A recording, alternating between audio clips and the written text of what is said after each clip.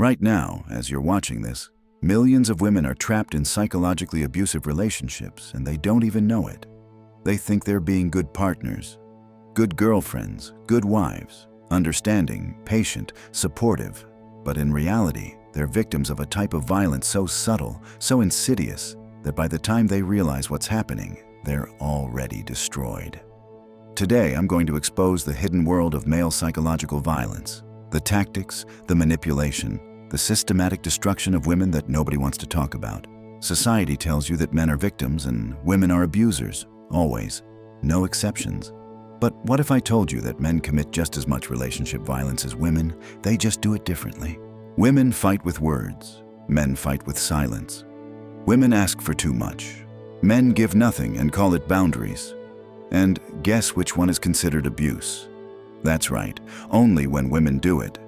A man can psychologically torture you for decades and nobody will believe you, help you, or even acknowledge it's happening. I'm about to share real cases that will make your blood run cold. These aren't weak women. These aren't desperate women. These are successful, strong women who got systematically broken down by masters of psychological warfare. And the most terrifying part? It probably started exactly like your relationship did. Sweet, attentive, present. That's how they get you.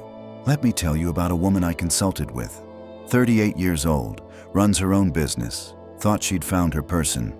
Her partner hasn't had a real conversation with her in 2 years. Not a real one.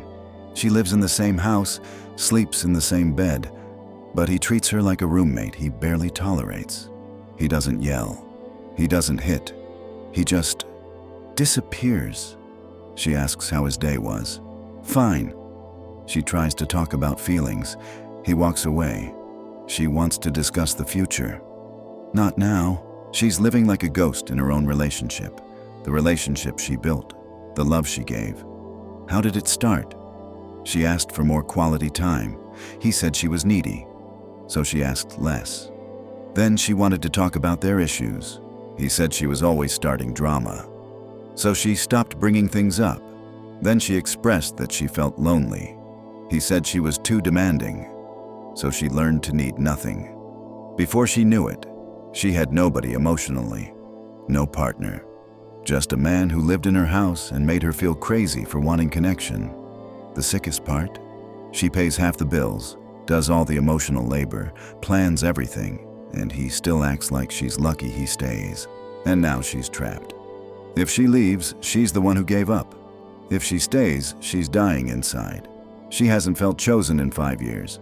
She hasn't had a deep conversation in 2. She's a successful woman who built a life but can't even get her partner to ask how she's doing. Here's what women don't understand about male psychological violence. It's designed to be invisible. When a woman gets upset, everyone sees it. When a man punishes you with silence and withdrawal, nobody sees anything. He looks like the calm one while you look crazy. He plays the victim of your emotions while being the predator. He seems reasonable while you seem hysterical. And if you ever react, if you ever cry or get angry or beg for connection, suddenly you're the unstable one. And he's proven right about you. Let me break down the weapons they use, because once you see them, you can't unsee them. Weapon number 1, the stonewalling. Everything you need to discuss gets met with silence. Not angry silence, just nothing. You're trying to communicate. He's scrolling his phone. You're crying. He's watching TV. You're breaking down. He's giving you space to process. He's trained you that your feelings are burdens, that your needs are attacks, that wanting connection is being needy. There was this lawyer I worked with. Brilliant woman, makes 6 figures. Her boyfriend hasn't initiated a serious conversation in 3 years. She's done all the work, all the we need to talk moments, all the vulnerability. He just shows up when it's convenient and disappears when it's hard. She's exhausted from being the only one trying, and he gets to be the chill one who doesn't do drama. Weapon number 2, the invalidation. Every feeling you have gets dismissed. You're overreacting. You're too sensitive. That's not what happened. You're remembering it wrong. He rewrites reality until you stop trusting yourself. You say you're hurt. He says you're being dramatic. You say you feel neglected. He says you're being clingy. You say you need more. He says you're never satisfied. Over time, you stop expressing needs, because every time you do, you're made to feel like the problem. Weapon number 3, the weaponized logic. He uses logic and facts to dismiss your emotions. You're being emotional. Let's be rational about this. You're not thinking clearly, as if feelings aren't valid data, as if your emotional reality doesn't matter. You're not allowed to feel. You're only allowed to think, and think his way. Weapon number 4, the fake independence. I don't need anyone. I'm fine alone. I don't do codependency. He weaponizes therapy language to justify emotional unavailability. Needing connection equals codependent. Wanting quality time equals clingy. Expressing feelings equals trauma dumping. He's rebranded basic human needs as toxic femininity. Weapon number 5, the porn addiction. Excuse. She tries to initiate intimacy. He's too tired. But she sees the browser history, the late nights, the locked phone. He's given his sexual energy to pixels while she's right there, feeling unwanted. And if she brings it up, she's insecure, controlling, doesn't understand male sexuality. Weapon number 6, the future faking soon. Eventually, when things settle down, he dangles commitment, marriage, kids, change like carrots. You wait and wait and wait. Years pass, nothing changes. But the promise kept you there. Weapon number 7, the blame shift. Everything wrong in the relationship is your fault. He's distant, you're too needy. He won't communicate. You ask too many questions. He's checked out, you're too demanding. You're constantly trying to fix problems that aren't yours while he does nothing and judges you for struggling. Weapon number 8, the Peter Pan syndrome. He's 35 but acts 19, can't commit, can't plan, can't be responsible, but you're supposed to be patient while he figures himself out for a decade.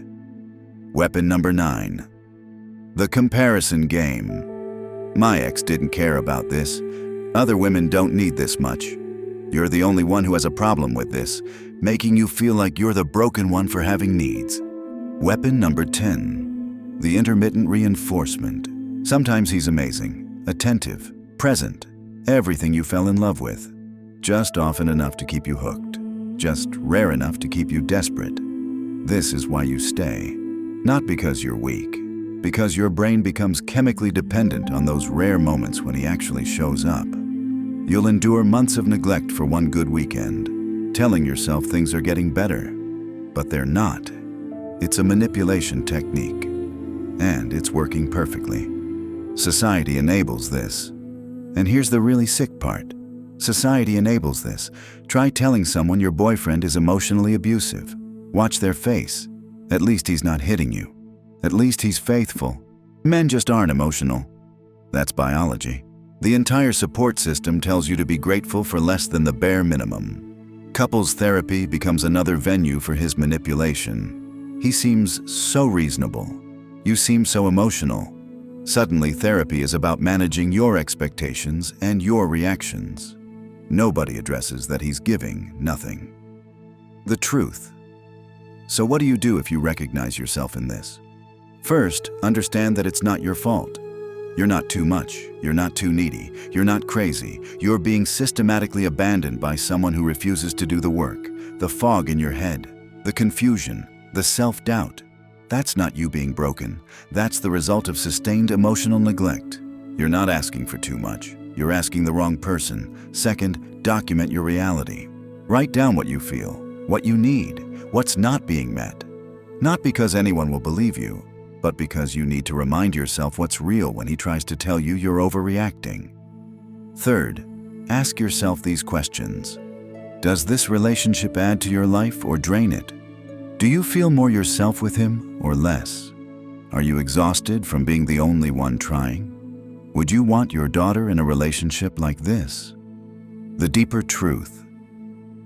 Now here's the part that might be hard to hear, but I'm not saying it to blame you. I'm saying it to free you. You can't make someone emotionally available who doesn't want to be. You can't love him into changing. You can't communicate perfectly enough to make him listen. You can't be good enough to make him choose you. Because the problem isn't that you're not enough. The problem is that he's not willing. And somewhere deep down, you know this. You've known it for a while, but you've been hoping, waiting, trying harder, thinking maybe if you just explain it better, need less, ask differently. But here's what I need you to understand. The right person wouldn't make you beg for scraps. The right person wouldn't make you feel crazy for having needs. The right person wouldn't require a thesis defense every time you want connection. You haven't been choosing wrong men. You've been staying with men after they showed you who they are. Not because you're stupid, but because you were taught that love means sacrificing yourself, that being a good woman means accepting less, that having needs makes you too much. But what if the little girl inside you who learned to be small, who learned to need nothing, who learned that her feelings were too much? What if she's the one keeping you here? Not because this is love, but because this feels familiar. So when you ask, why does he treat me this way? Maybe the better question is, why do I stay with someone who treats me this way? Not to blame you, but to give you your power back. Because the moment you realize you're choosing to stay is the moment you realize you can choose to leave. You're not trapped. You're just terrified. Terrified of starting over, of being alone, of admitting you were wrong, of losing time you've invested. But let me ask you something. How much more of yourself are you willing to lose waiting for him to become someone he's not? You have one life, and right now you're spending it trying to earn love from someone who's already shown you they won't give it. That's not your fault, but it is your choice. The woman you were before him, she's still in there. The one who knew what she deserved, who didn't question her worth, who felt whole. She's waiting for you to remember her. This isn't about fixing him. It's about finding yourself again. And maybe, just maybe, the real work isn't making him see you. It's you finally seeing yourself clearly enough to walk away from anyone who doesn't. You're not too much. You never were. You're just with someone who's not enough. Welcome to her psyche. Your rewiring starts here.